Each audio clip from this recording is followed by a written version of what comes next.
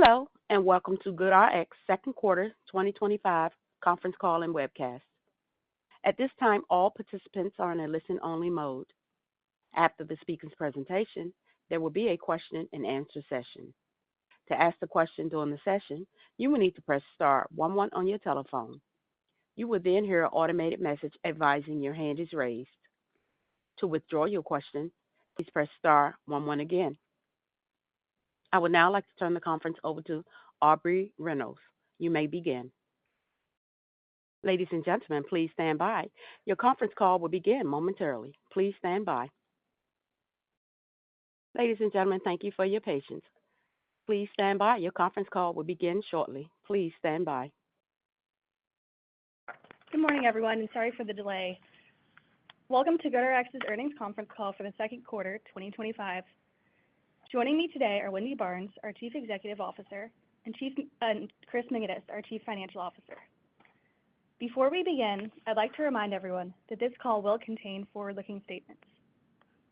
All statements made on this call that do not relate to matters of historical fact should be considered forward-looking statements, including without limitations statements regarding management's plans, strategies, goals and objectives, our market opportunity, our anticipated financial performance, underlying trends in our business and industry, including ongoing changes in the pharmacy ecosystem, our value proposition, our long-term growth prospects, our direct and hybrid contracting approach, collaborations and partnerships with third parties, including our consumer direct price points and our integrated savings program, our e-commerce strategy, and our capital allocation priorities. These statements are neither promises nor guarantees, but involve known and unknown risks, uncertainties, and other important factors. These factors, including the factors discussed in our risk factor section of our annual report on the Form 10-K for the year ended December 31st, 2024, and our other filings with the Securities and Exchange Commission, could cause actual results, performance, or achievements to differ materially from those expressed or implied by the forward-looking statements made on this call. Any such forward-looking statements represent management's estimates as of the date of this call, and we disclaim any obligation to update these statements, even if subsequent events cause our views to change. In addition, we will be referencing certain non-GAAP metrics in today's remarks. We have reconciled each non-GAAP metric to the nearest GAAP metric in the company's earnings press release, which can be found on the overview page of our investor relations website at investors.goodrx.com. I'd also like to remind everyone that a replay of this call will become available there shortly as well. With that, I'll turn it over to Wendy. Thank you, Aubrey, and thanks to everyone joining us. Our business continues to deliver strong adjusted EBITDA margins, and our team is executing on a number of fronts that we believe will help deliver long-term growth opportunities. During the second quarter, we remained focused on the key initiatives designed to better position the company for sustainable long-term growth. To highlight a few, in Pharma Manufacturer Solutions, we continue to strengthen key relationships with pharma manufacturers while also expanding our share of wallet across their market access, consumer marketing, and HCP budgets. Our monetization per brand has increased significantly year over year as we demonstrated our return on investment for brands and helped grow pharma's direct patient engagement strategies for access and affordability. These efforts drove 32% year-over-year revenue growth during the quarter. We believe this offering will continue to perform at similar levels throughout the rest of 2025, especially bolstered by recent trends of top pharma companies adopting direct-to-patient and consumer-direct pricing models. In Prescription Marketplace, we made strong progress to align with our retail partners.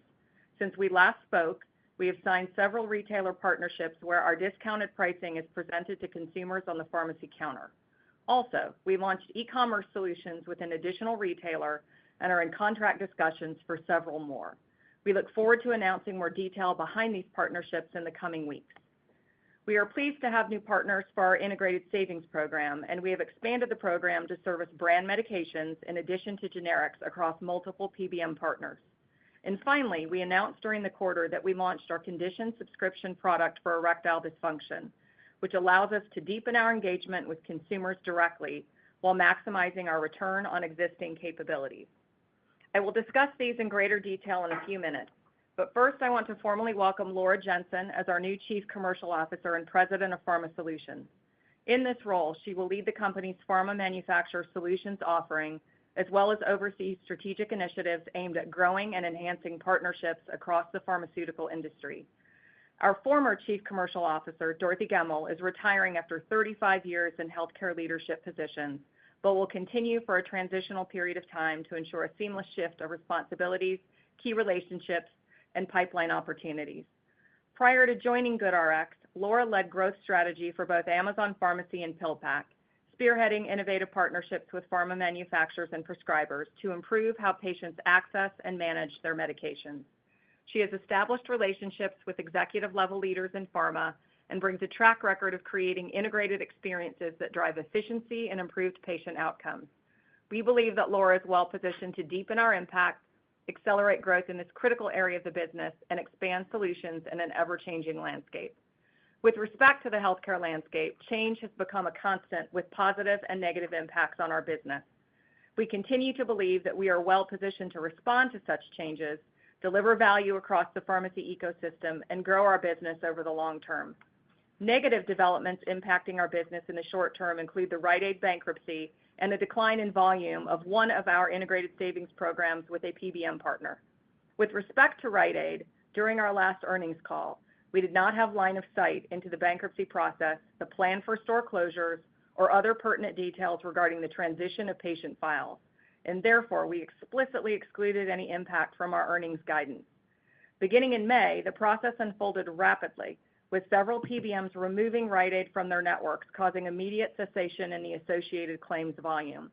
This was followed by closures of over 800 stores between June and July. Given the speed with which this process occurred, we are working to recapture displaced consumers, both through direct communications where available and in partnership with acquiring pharmacy retailers. Recapture does take time, however. With respect to our integrated savings program, we saw a material decline in volume at one of our PBM partners. As we have previously discussed, the first generation of our ISP offering is focused on covered generics and is operated through PBMs who decide how to implement and manage the program.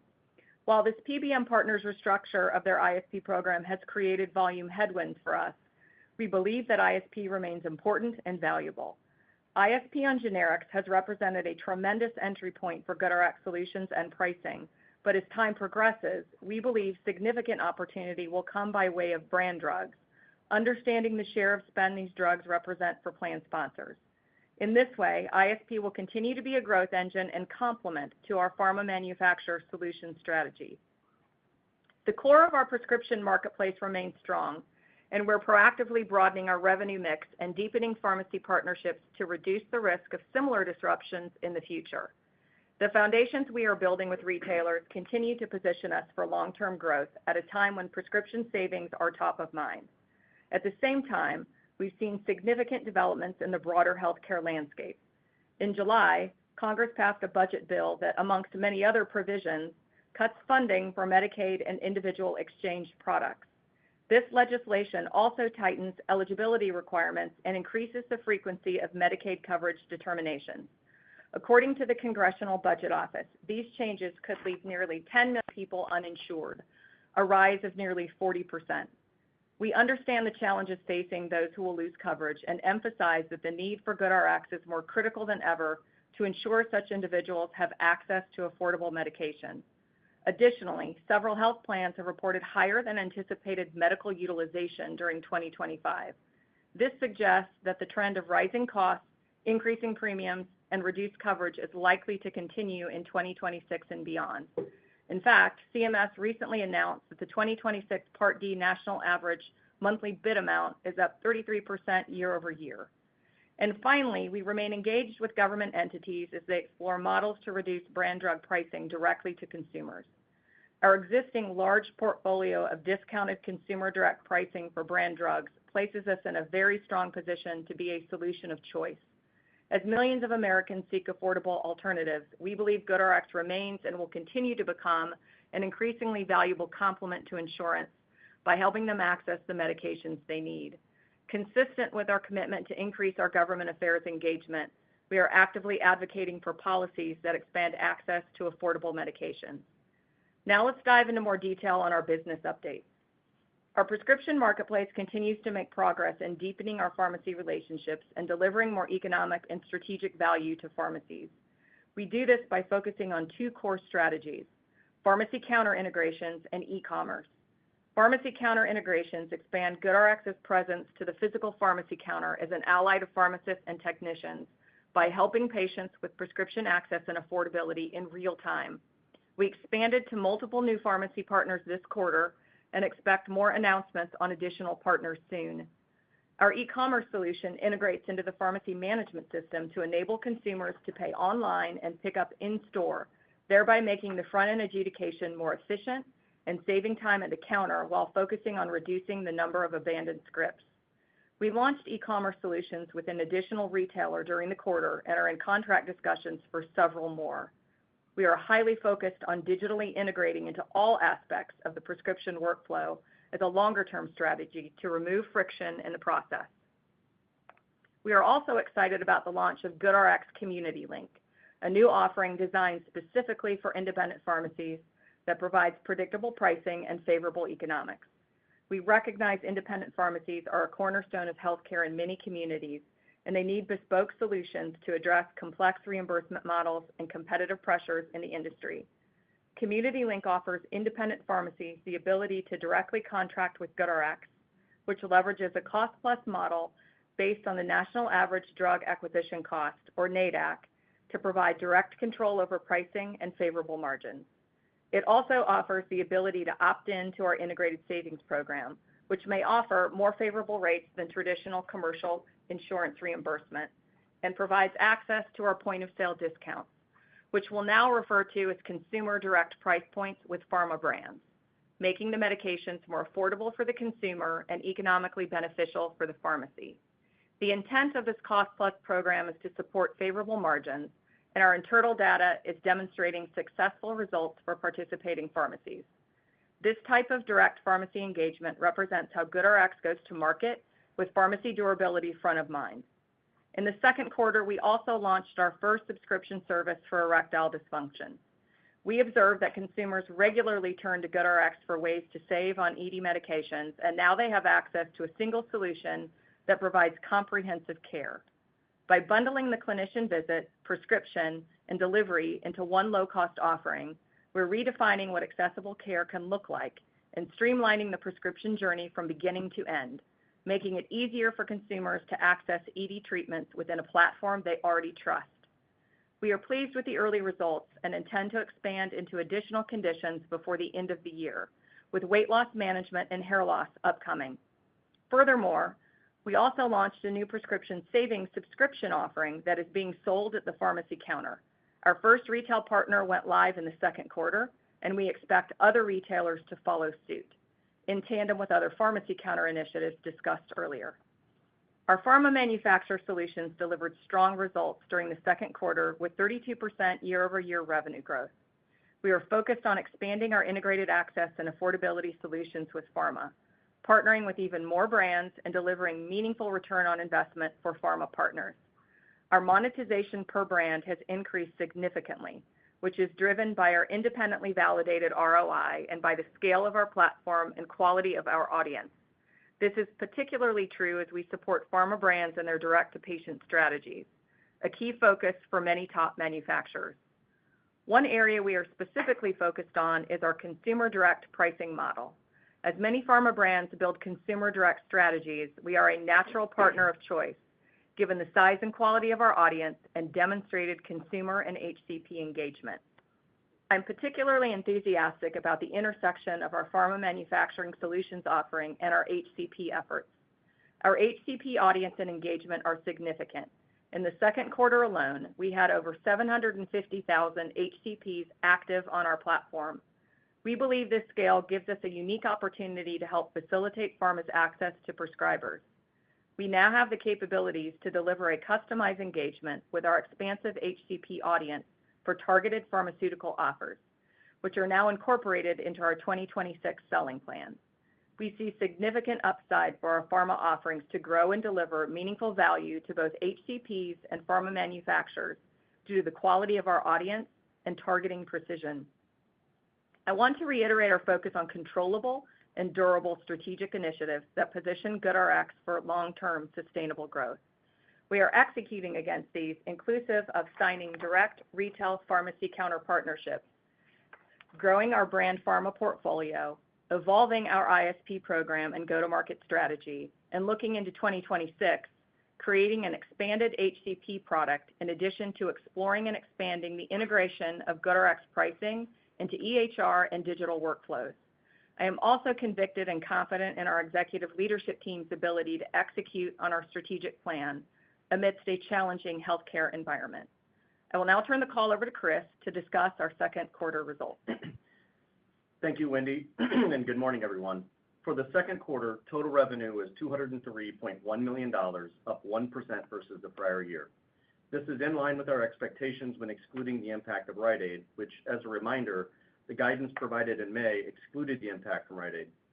The erosion of the ISP program that Wendy noted earlier and the impact from Rite Aid were the primary reason prescription transaction revenue declined 3% versus the prior year, and for the decline in monthly active consumers.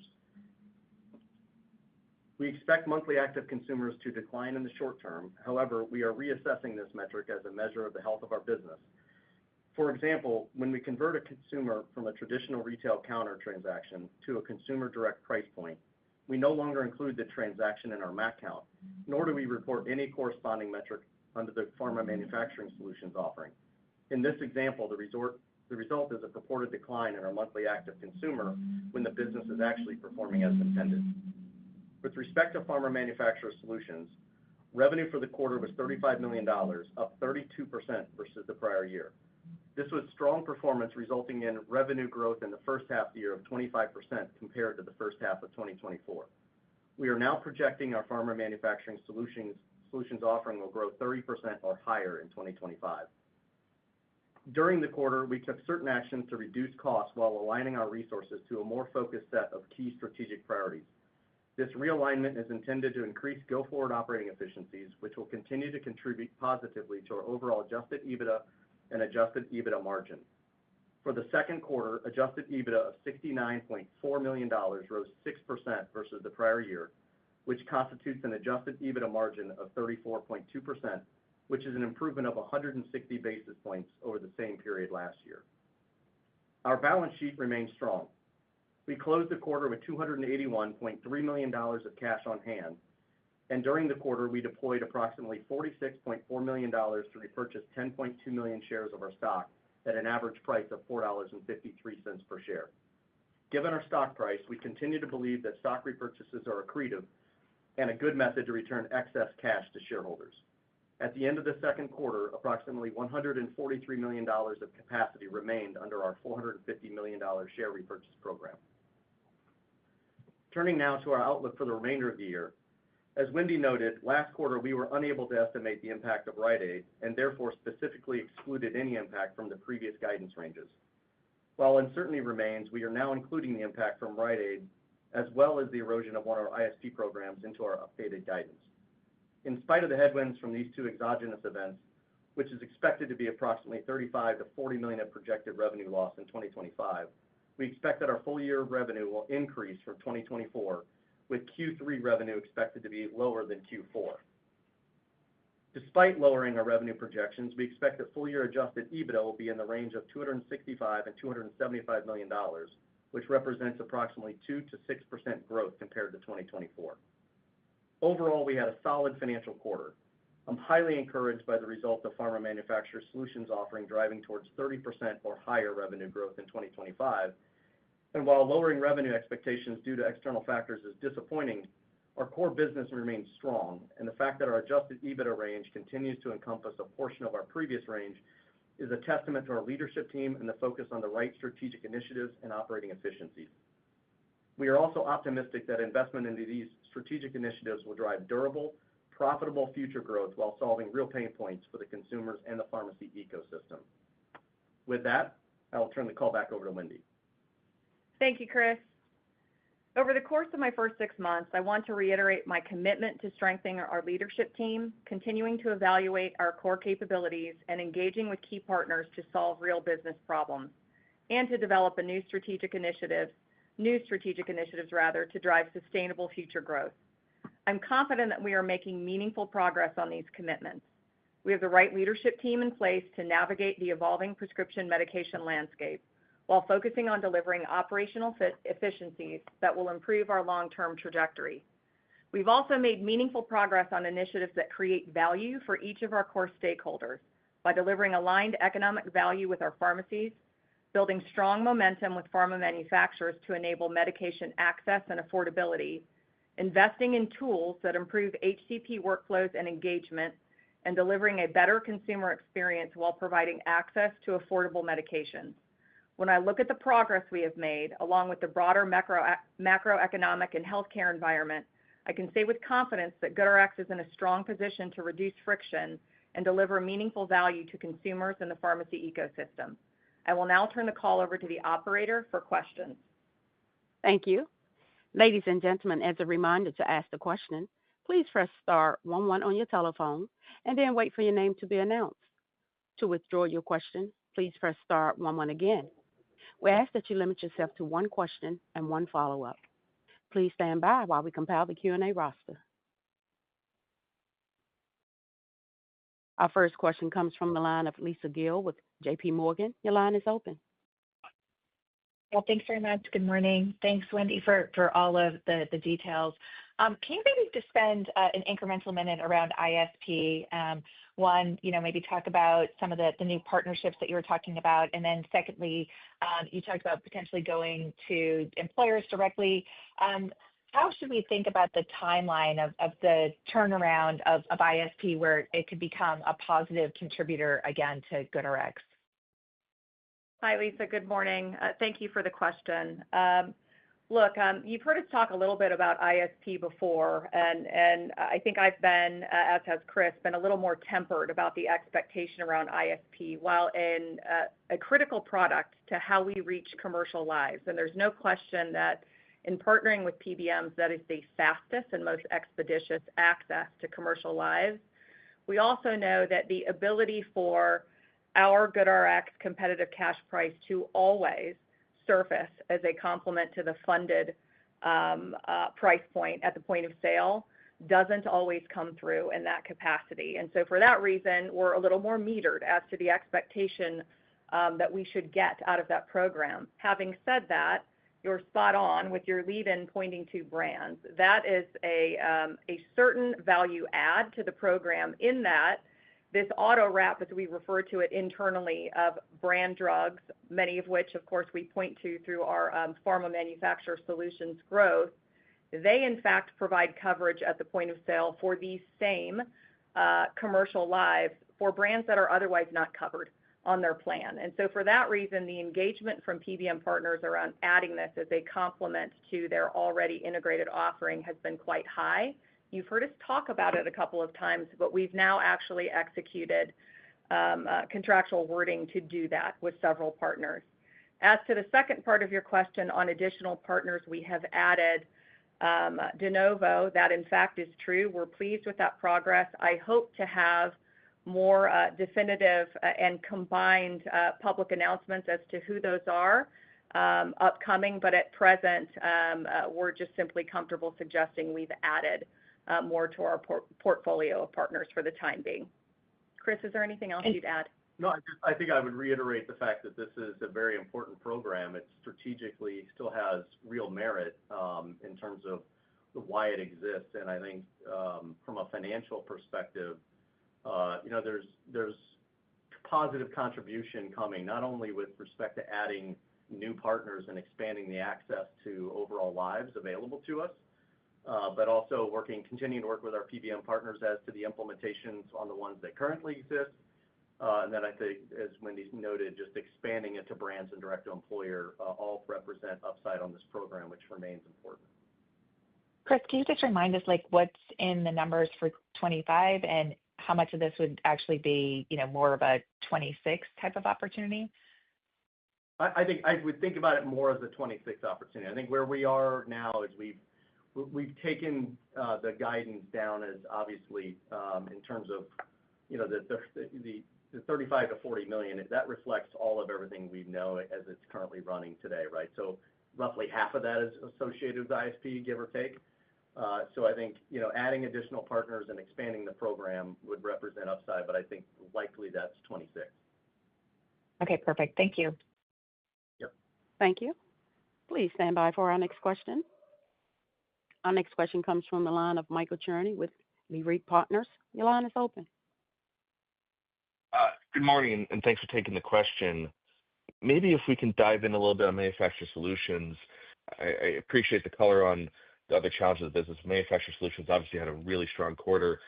Can you talk a little bit more about how you think of the combination of the offensive growth and targeted pushes you've made versus the health of the end market, and how we should think about the bridge getting to that increased, I think you said, Chris, 30% plus revenue growth for the year? Thank you.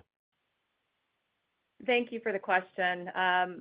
You're right. We're pretty pleased with how Manufacturer Solutions has performed. The numbers, of course, speak for themselves, but we feel highly convicted as to the 30 plus for the full year, which we've, of course, included in our explicit guidance in this call. I think what we've seen happen ties nicely to some of the commentary you've heard us mention previously, which is, when we first engage with a manufacturer who perhaps hadn't worked with us before on a brand point of sale buy down, typically we will have one or a portfolio of drugs inside one particular disease state with a pharma partner. We're then turning around these ROI studies that candidly are just producing an outsized comparative result to what they can achieve through their own brand.com activity. And this is a combination of either the brand point of sale buy down and or a combination of embedding their affordability programs. So think copay manufacturer assistance and the like. So it's across the board. Some involve all of those things. Some involve only aspects.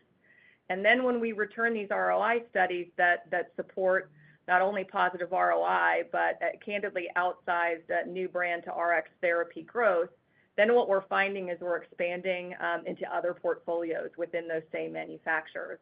And when you zoom out a little bit and think about the regulatory environment that we're now sitting in, where this administration is pointing heavily towards direct-to-patient channels, we're well positioned to take advantage of that with these same manufacturers and potentially with others who may have been on the fence about doing a point-of-sale program to begin with. And we've been actively engaged, not just with the pharma partners, but also in DC, which was part of our commitment to this group to be able to engage more heavily, to influence what we think is the right answer ultimately for the consumer market. Chris, is there anything from a number standpoint you would add? Yeah, I would say, Mike, thanks for the question. I mean, this is, as I said in my script, and I can't underscore enough how excited we are about this part of the business. It's a part of the business that I think is undervalued as a 30+% grower. We have direct line of sight to 30%, which is why I said 30% or higher. So we have real strong conviction around that. As we talked about last quarter, the revenue cycle here is a little bit lumpy as you're bringing those sales on, but the conversations with pharma continue and really are increasingly, as Wendy noted, around direct-to-patient engagement, and we've got a great platform to bring that to market. So I think we've got high conviction around line of sight to 30 and really beyond. Thanks. And then just one quick question. I know you don't guide below EBITDA, but how should we think about your expectations, your focus for capital deployment for the remainder of the year?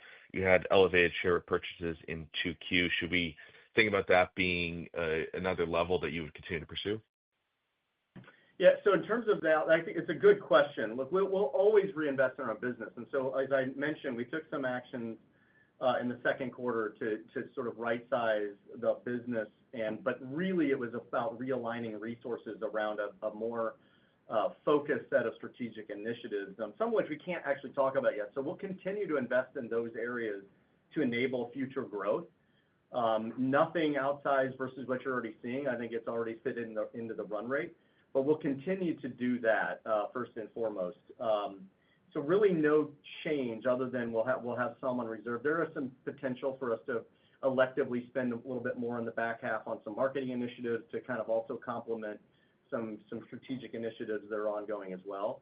But not a lot has changed there. And then look, absent some other strategic use for the cash, like we believe the shares are undervalued today. We'll continue to push cash back into the share repurchase program, short of some other, better and higher use. Got it. Thank you. Yep. Thank you. Please stand by for our next question. Our next question comes from the line of John Ransom with Raymond James. Your line is open. Hey, good morning. Wendy, just kind of more of a kind of structural question. As you guys have pivoted to cost plus, and certainly I understand that's good for the retailers, do you find that the comparative pricing versus what the PBM has already negotiated is less competitive than it was? And so maybe just the market for cash pay scripts has been compressed a little bit by that dynamic? Yeah, no, it's an interesting question, and you're picking up on something that is in fact objectively true. So with cost plus, costs at point of sale have in fact gone up. That's true. And so as a result, there have been, a bolus of scripts that have pushed back onto the funded benefit as compared to cash. And also, candidly, we've contributed a bit to that in that we really needed to rebalance the pharmacy economic. And by doing so, we paid the pharmacies a bit more such that they are motivated and actually want to, receive these scripts and service these scripts, but still candidly at a competitive price for the consumer. But in some instances, the price has gone up. That's true. I think that's a fair observation. Okay. And then just another question. Just looking at the marketing spend, I mean, again, it's just true that the monthly active users are down. I know you guys think that's not the perfect measure, but is there some opportunity here to rethink how, I mean, I just noticed less mass market commercials from you, but what is the company's updated messaging, especially as you push into branded? It seems like some of the stuff I've seen is still kind of GoodRx 1.0. Hey, you can check your app and it might be a cheaper price. But what's the thought about migrating the messaging and maybe getting a little more punch for the ad dollars you're spending? Thanks. Yeah, gosh, it's a really timely question, John. I think we've alluded to, guys, keep me honest here, but we've talked about having additional marketing spend in the back half of the year.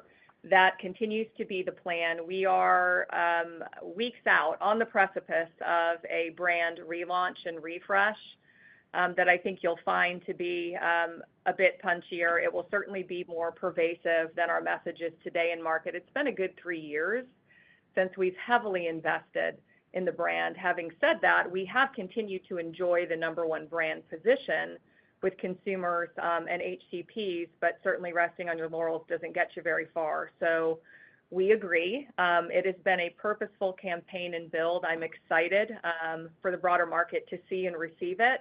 I would leave you with, give it a couple weeks and you'll see it in and around many places. And then we would certainly welcome your feedback once you see it in market. Yeah, You guys going to have like meme coins? You can buy your drugs with meme coins or something really? Yeah, 2025. Yeah, no Bitcoin, no cryptocurrency to get drugs. No, not quite that catchy. But Chris, I think maybe. you were going to say something. Maybe. Well, now that's a good idea. So I do think our spend will be slightly elevated in the second half compared to first half, and I think as Wendy noted, it'll come as a listen, I'll leave the marketing sort of expertise to guys like Ryan Sullivan on our team who are just world-class at it, but we will both invest in our brand itself but also in growth initiatives. So we'll have sort of two different types of marketing spend that'll really be specific in the back half. The brand initiatives will be out there, and then as we sort of get to a announceable then on some strategic initiatives, we'll spend some money to support those growth initiatives. So think about subscription offerings and coming, offerings around, weight loss, ED. We really haven't leaned into those yet from a marketing perspective. And so when those launch, I think you would see some spend to support those as well.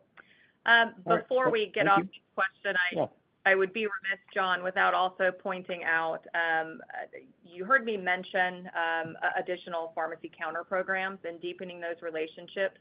There is an aspect of that involves purposeful marketing spend, again, where we believe the consumer is most engaged and often is already motivated, has a script, and is ready to transact. And so for that reason, we've had purposeful spend in the previous months and will continue through the back half of the year to firm up those counter programs as well. All right. Thank you. You're welcome. Please stand by for our next question. Our next question comes from the line of Charles Wright with TD Cowen. Your line is open.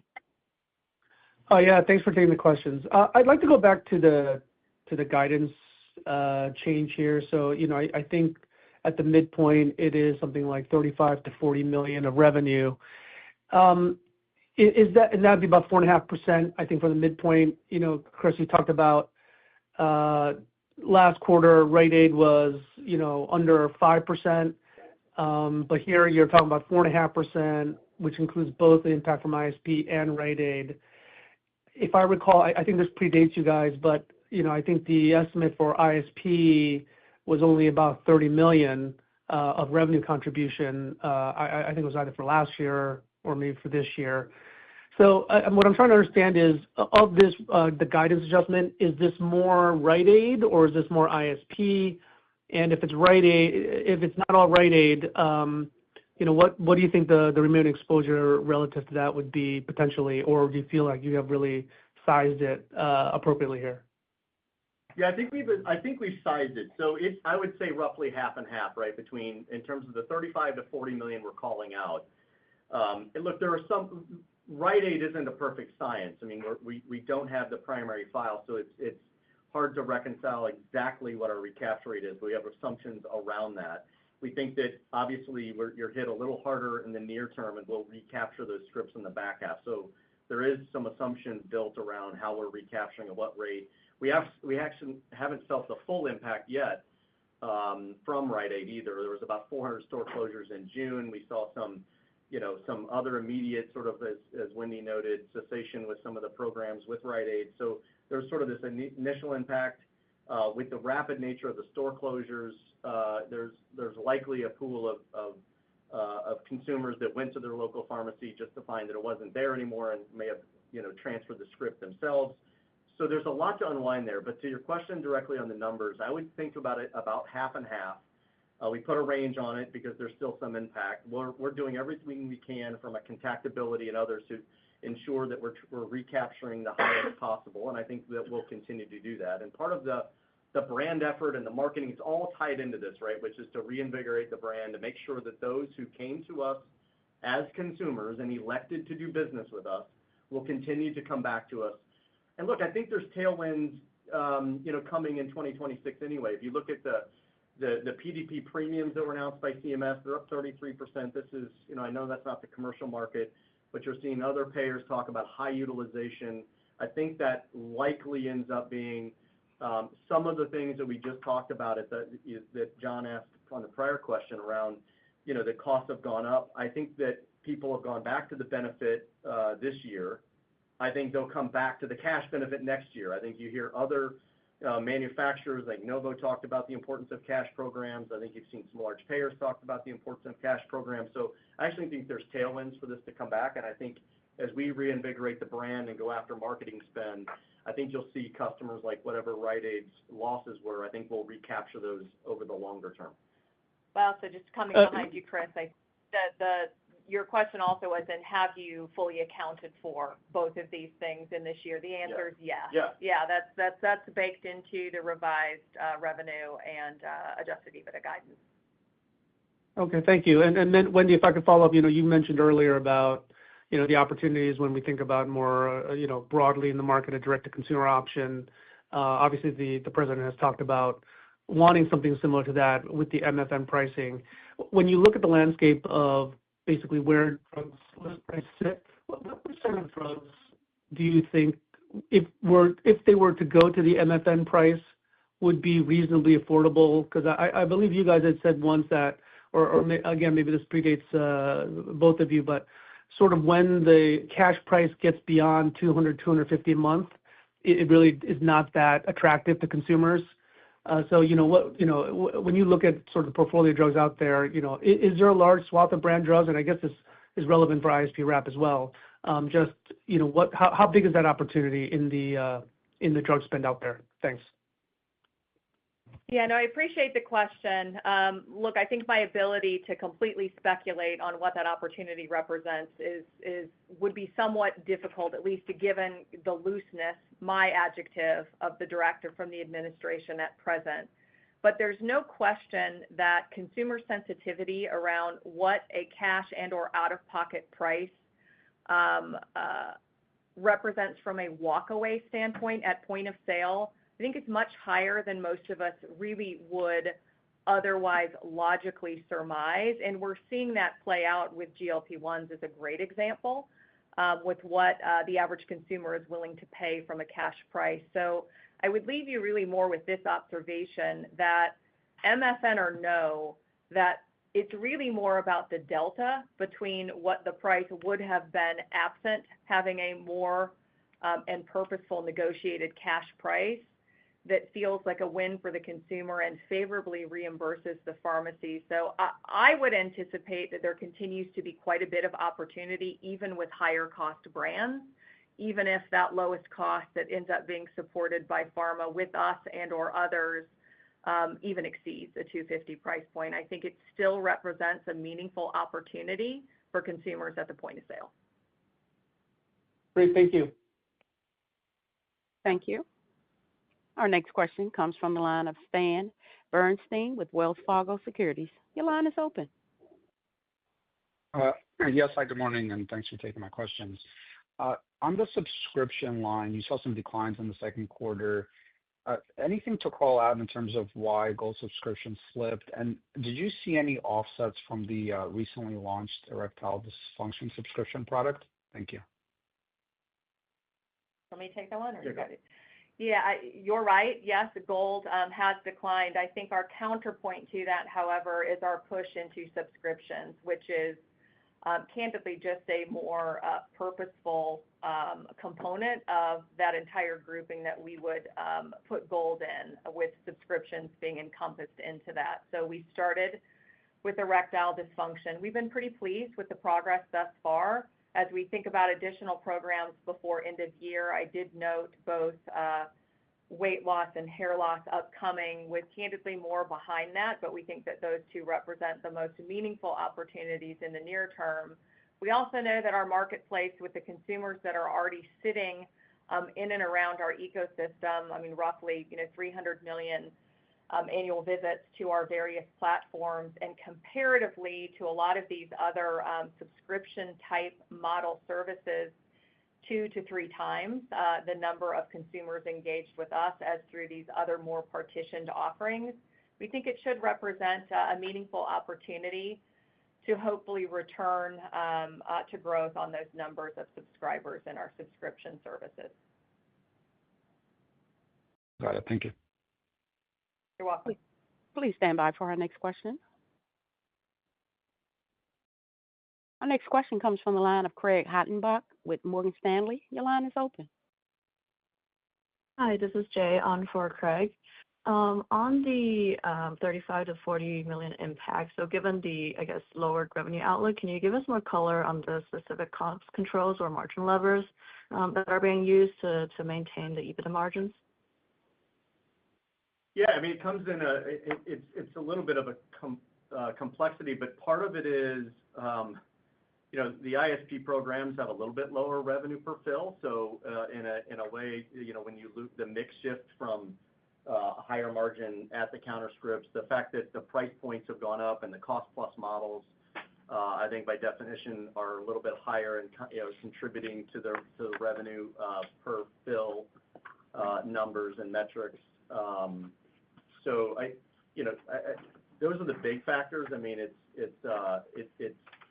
and in terms of cost controls that you asked about, so we took action, obviously, and part of that was an unfortunate reduction in our workforce, but others was just reallocating certain technology and related resources around strategic initiatives and refining those to the current strategic initiative set. So it's just a more focused approach, and you're seeing it come through. I think we're on a run of maybe 2 years straight of increasing the margin percentage on a year-over-year comparative basis, which we continue to do and will continue to focus on. We have a we want to be good stewards of shareholder money and make sure that we're operating the business as efficiently as possible.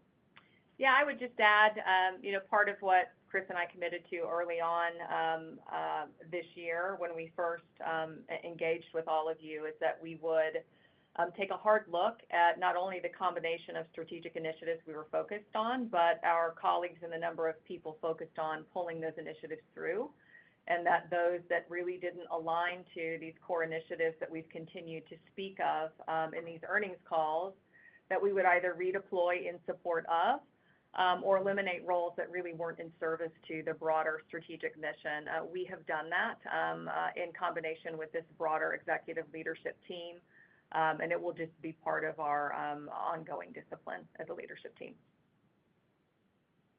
That's helpful. And as a follow-up, are you seeing any shifts in consumer behavior or prescription fill rates that could impact platform usage in the remainder of the year? Thanks a lot.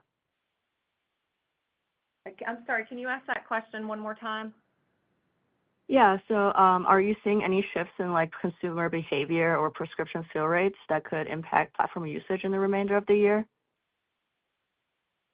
Nothing comes to mind. I'm kind of looking around the room here to think through any. I would just reiterate what I said, which is, I think the fact that consumer prices are up has likely pushed more into the benefit in the short term, and we're seeing that. I think you're seeing that as a part of the explanation for our MACs coming down, or MAC counts coming down. From my perspective, I think there's a lot of tailwinds that are brewing that are going to push it back the other way next year, as I talked about. But really, there's really no other consumer-specific behavior other than I think the dynamics around the prices that people are paying at the counter.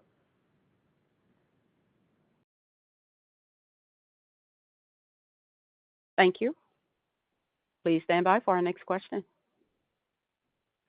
Our next question comes from the line of Jailendra Singh with Truist Securities. Your line is open. Thank you, and thanks for taking my questions. I want to double-click more into the volume reduction at one ISP. And apologies if you already covered this, but was it due to changes in PBM behavior, or customer behavior, or any structural changes? Just trying to better understand what gives you the confidence that this would not spread into your other ISP partnerships. Any proactive actions you can take on your part to manage these potential headwinds in the future? Yeah, look, I think we've been, pretty candid about what ISP is and what it isn't. So, in some sense, I would say the notion that, the GoodRx price may not always win, even when it's more competitive, has been a known, candidly, as part of this problem. But it's still a compelling product that you want to get in front of commercial lives. So for that reason, you've seen us continue to lean into additional partnerships. And while I appreciate the question on, so how should we think about scaling it going forward, I think about it really in two ways. One, it's about adding more commercial lives to make sure that we can continue to grow the reach of this product. We've done that, and we're continuing to do that, while also noting in tandem the pullback of our win rate with one particular partner. However, part two, as I think about this, is the additive brands that I noted in the transcript to kick off the call. And so we do see an ability for this product to continue to grow. But if I add one third element, it would be this, which is, look, there's always going to be an element of favor to the PBM. And so for that reason, for this product to truly realize its full potential, it has to be implied through the employer and or client at some point. They've got to mandate that the cash price always win. And so for that reason, you've heard us talk about engaging more on the employer side, potentially with broker coalition. And we are building out a group to do exactly that. So that really is more the bolstering answer to your question, which is how do we ensure that this product truly realizes its full potential? That's how we're going to do it. And that really is more of a 2026 solve as we get this true strategy in market.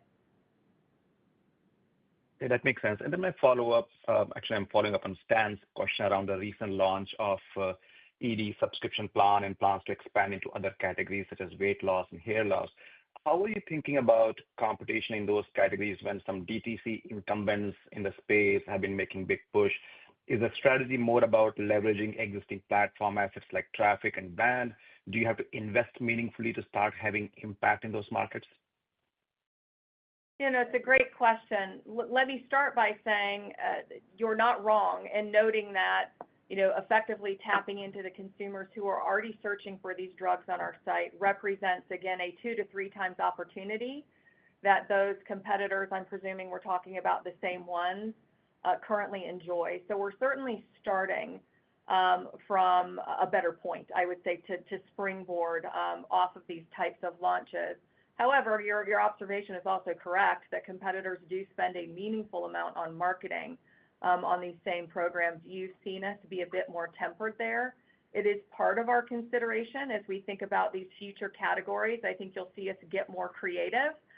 But again, we do have the benefit of taking advantage of consumers who are already in front of us. So naturally, our ability to attract a consumer, I think, comes with a slightly lower cost of acquisition to do so.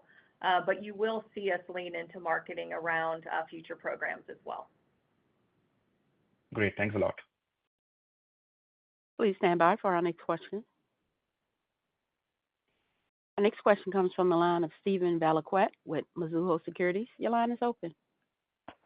Oh, thanks. Good morning, Wendy and Chris. Thanks for taking the question. So, I think I had about 5 questions on Rite Aid. I think you answered all of them in the answer to Charles' question earlier. But just to follow up a little bit on that topic, you mentioned you do have some recapture assumptions built into your outlook. Just curious if you're able to maybe give at least some high-level color on what that assumption is, or maybe it's, 20, 25% or something like that, just for, a rule of thumb, just to help us, think about that. And then kind of tied into that, you also mentioned last quarter, again, that you were under-indexed to Rite Aid.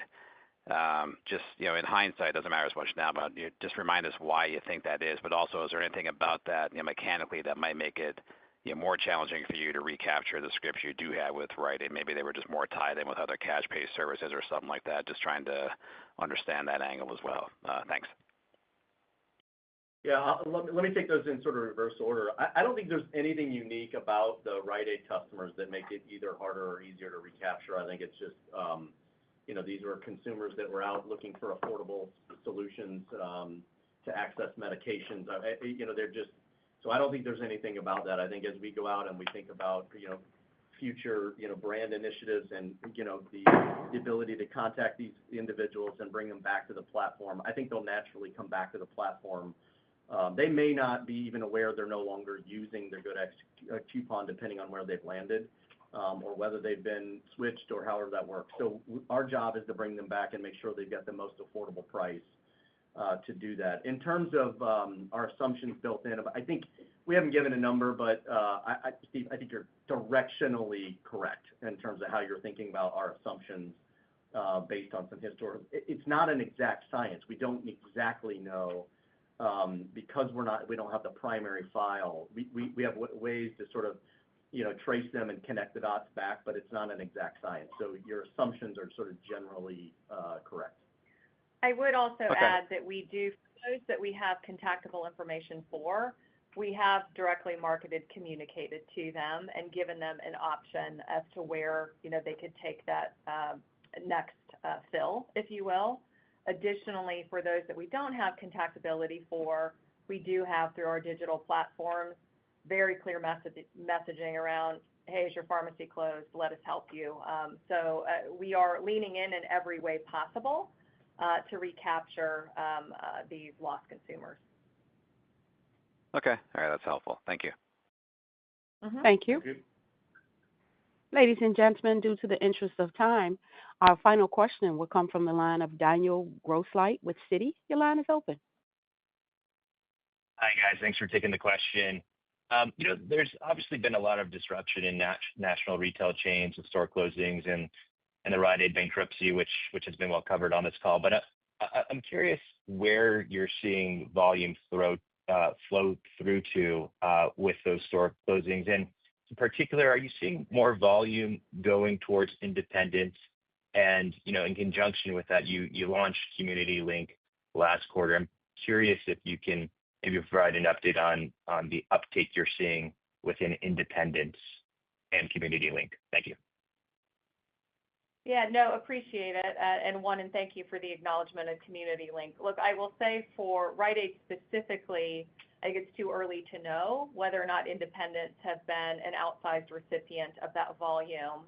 From our partnerships with larger chains, I will say thus far, some of the grocer retailers have been, at least from traffic that they've shared with us, have certainly done well with some of this movement. Of course, CVS bought a number of those files too, but the timing, knowing that again, June, July was really the bolus of those store closures, particularly if someone was, say, on a 90-day fill, the short answer is it's a little too soon to know where we think those are going to go. To the other point of your question, however, on specifically Community Link, look, we just think it's the right answer. I'm really pleased to be able to support this program, just knowing that those pharmacies often are an island in the rural environments in which they exist, sometimes the only entry and access point to care. What we do know with those that have contracted directly with us thus far, that their profitability is up meaningfully.